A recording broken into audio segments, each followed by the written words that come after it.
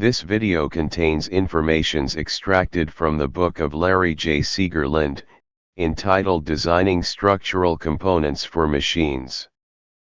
This video is for educational purposes only.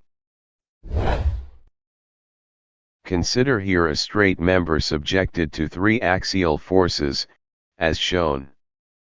The bar square tube has an area of 737 mm squared. We are asked to find the magnitude of the maximum tensile force, and the maximum compressive force. In this problem, we are dealing with 3 axial forces. The forces are 30 kN at point D, 20 kN at point C, and 70 kN at point B. The distance from point A to B is 600 mm, 500 mm between B and C, and 400 mm between C and D. Axial force diagrams can be analyzed either left to right, or right to left. If we are going to analyze the problem using left to right, the assumption must be, forces going to the left is positive, and force going to the right is negative. If the assumption is right to left, the assumption should be, forces going to the right is positive and forces going to the left is negative. Let us try and solve this problem using both assumptions and compare the results. Let us start with left to right analysis. Assuming equilibrium conditions, there should be a reaction, say, R sub x, in point A. Assuming it is going to the right. That means we assume the reaction is compression. Remember that during our analysis, this is the left side, and this side is the right side. Let us now start our solution by solving for R sub x, using the equilibrium equation, summation of all axial forces along the x-axis equal to 0. Assuming forces going to the left is positive. That means, starting from the left, R sub x is negative, 70 kN is positive, 20 kN is negative, and 30 kN is negative. Solving for R sub x, then, we get 20 kN. This positive value means, our assumption of R sub x of going to the right is correct. In our assumption, going to the right is negative, meaning R sub x is 20 kN, compression. We are now ready to solve and determine the maximum tensile axial force, and the maximum compressive axial force. Remember that we will start at the left, therefore, our axial force at point A, is F sub A, which is equals to R sub x, and it is equal to 20 kN compression.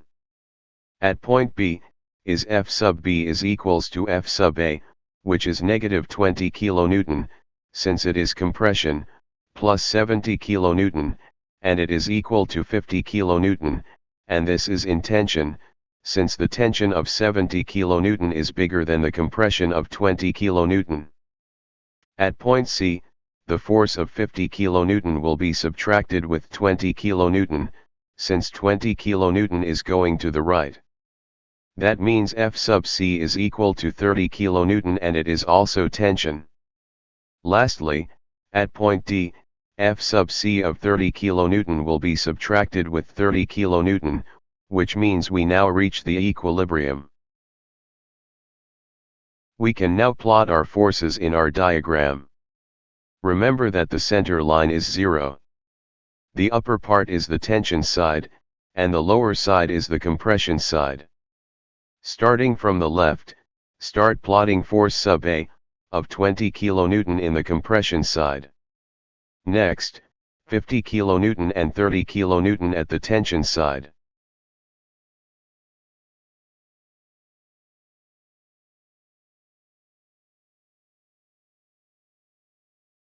Using the force body diagram, we can now easily determine that the maximum tensile force is 50 kN, and the maximum compressive force is 20 kN. Let us solve again the problem using the right to left analysis. Remember that going to the right is now positive, and going to the left is now negative, following the x-axis of the Cartesian plane. Solving for the reaction at x, using the same assumption of the direction,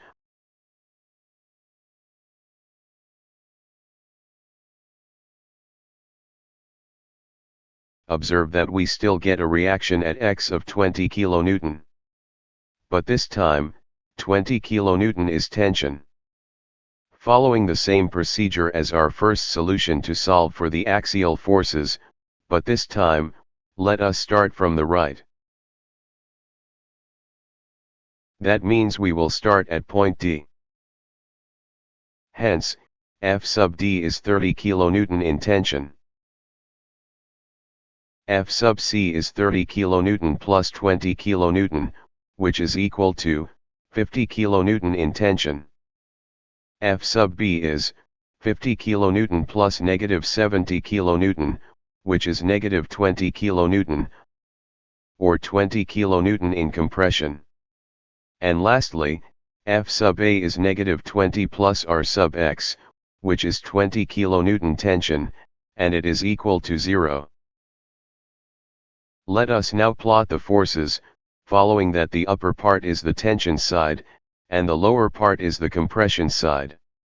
Starting from the right, plot the F sub D of 30 kN,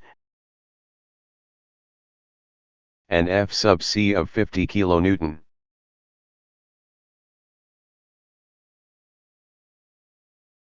On the compression side, plot F sub B of 20 kN. Notice that the FBD or the force body diagram of the two analysis is the same.